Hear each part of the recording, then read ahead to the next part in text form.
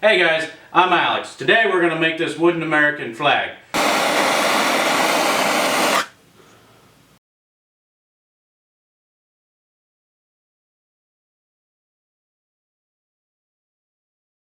This specific flag is actually going to be auctioned off for a local charity for a little boy that has been diagnosed with Dravet Syndrome. It's a seizure-based disease. He's going to face it for the rest of his life. So they're having a benefit for him and his family. I'm going to go ahead, I'm going to donate this flag. The proceeds will go to him and his family. So stick around and I'll show you how I made it. Alright guys, for this project we're going to need 13 stripes. I'm going to make my stripes 1.5 inches tall and 37 inches long. I'm going to be using 1x6 by 8 foot pine. I'm going to get 2 sections 37 inches long out of each board. I recommend using 10-foot boards, and then you'll have less waste on the end and you'll actually get 3 sections at 37 inches long.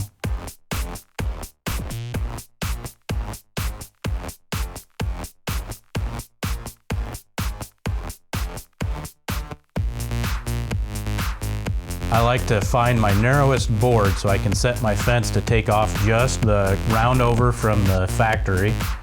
It's also going to make all my boards the exact same width, which will be important here in a little bit.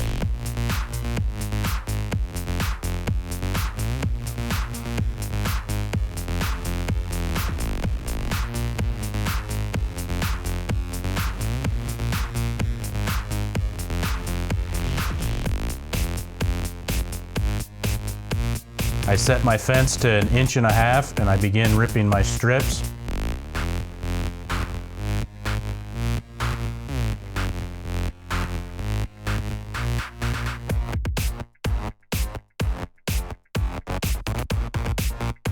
I rinse and repeat this until I have all my stripes cut out. You'll see I just let my stripes fall off and onto the floor and then I gather them later. This is the piece you want to hold on to. We're going to use those for backers. So once I have all my pieces cut, I go ahead, I lay them out. I like to find which pieces I want to use for stripes, which ones I want to use up in the upper left for the union. I like the union to be as clean and free of defects as possible.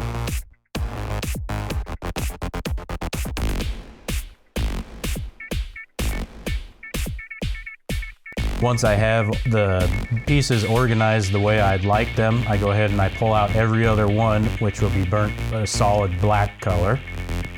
And I set them all onto a metal sawhorse. Key word here, metal sawhorse, guys. I use a weed burner torch to add my color to it. You could use the little propane torch.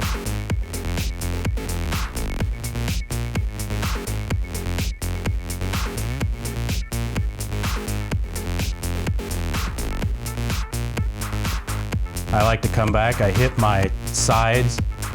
That way, if for whatever reason one board ends up a little higher than the others, it still has a nice crisp brown edge on it.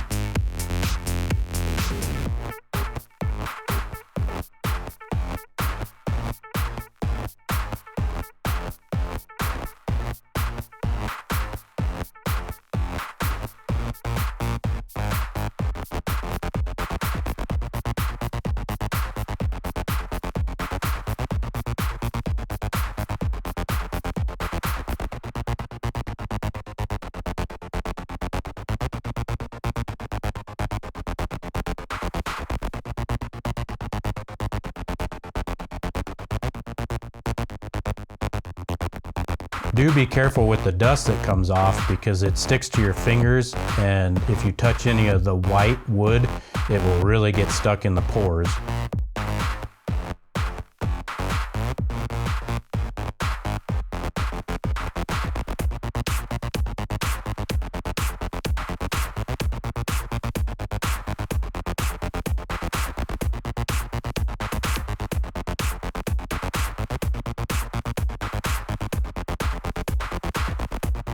Then I go over to my work table, and as you can see, I've got a right angle fixture that I made for this clamp to the table. It helps orient all the pieces for me. I go ahead and I do a dry fit quick, make sure everything sits the way I want it to, looks the way I want it to. I can reorganize before I actually glue everything together. Once I have everything the way I like it, I flip it over. I like to get a quick measurement, and then I'm gonna go back to those pieces I told you to hang on to, and I'm gonna cut them just a little shorter than the height of the flag. Since we cut all those boards of the same width, all of these cutoffs are the same width.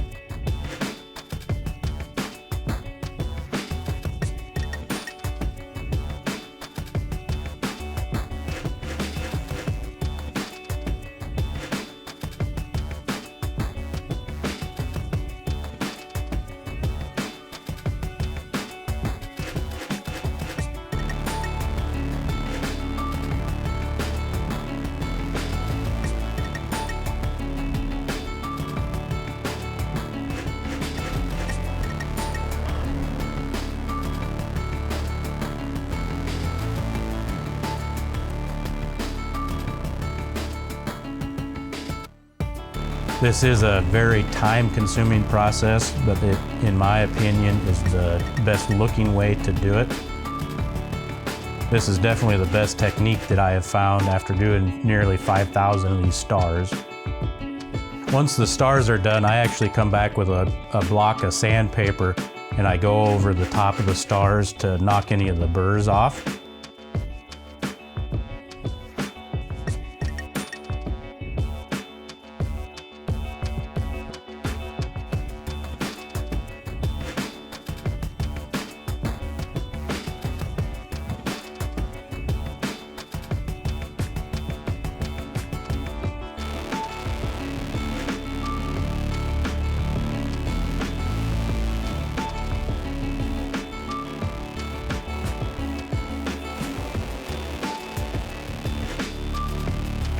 Once I have it looking the way I want it to, I come back with an aerosol polyacrylic and I'll give it 3 coats. I like to hit all the edges first, and then I come back and I hit the main surface.